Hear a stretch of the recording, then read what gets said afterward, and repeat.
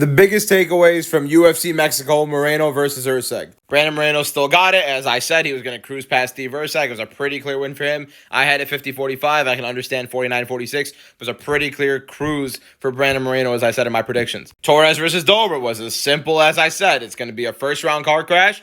One's going to hit the other first, and that guy's going to drop. Ended up being Torres to hit him, as I predicted. The younger guy, bigger athlete, fighting at home, you know what I mean? It's just better career trajectory so far. Dober, coming off of a lot of bad losses, is going to be pretty interesting where he moves forward. Lazy Boy gets fraud checked. He fought the worst competition before, didn't look that great against them, was getting hurt against them.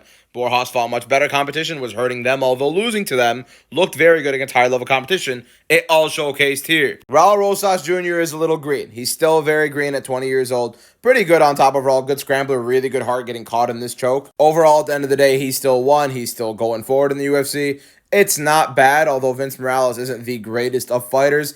He needs to start improving a little bit more in the stand-up to give more of a reason for that ground game to be as much of a threat as it is. Melky Costa with the upset win. Really, really good at distance. Better striker, obviously. Christian Rodriguez didn't really have much until towards the third round where he started forcing the occasion a little bit more.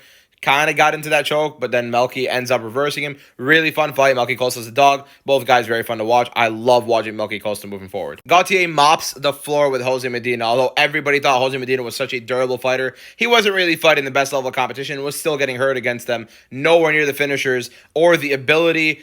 This was a fantastic looking prospect at elevation in Gautier. I can't wait to see what he does moving forward. Medina obviously is maybe one of the worst tests you can have. The guy quite literally sucks at everything. And fight of the night, Lupi Godinez versus Julia Pilastri. What an unbelievable fight between the two. Lupi Godinez looked fantastic early. The really sick powerbomb overall. Dominant rounds 1 and 2. And then towards round 3, Pilastri started going straight zombie on her. It was fantastic. It was really fun. Landing a lot of things. Lupi Godinez showed the Mexican out of her, coming in with the grit. Was a really fun fight overall. And last but most certainly not least, Joe Pyfer went running from the fridge. Kelvin Gastelum. Joe Pyfer was saying it's the healthiest he's ever felt fighting in his entire career leading up to a fight. Then he goes and pulls out due to an illness against Kelvin Gastelum. Some people saying food poisoning. I'm saying he's running away. Argue with the wall. And since starting my TikTok account, I have not had a losing week. Every single week, I've been in the positive on my picks. This one, 10-2 on UFC Mexico. Put some respect on my name. You know what I mean? We got to stop doing this. We got to stop slandering me for no reason. Calling my picks garbage. Everybody ripping on the Borjas pick.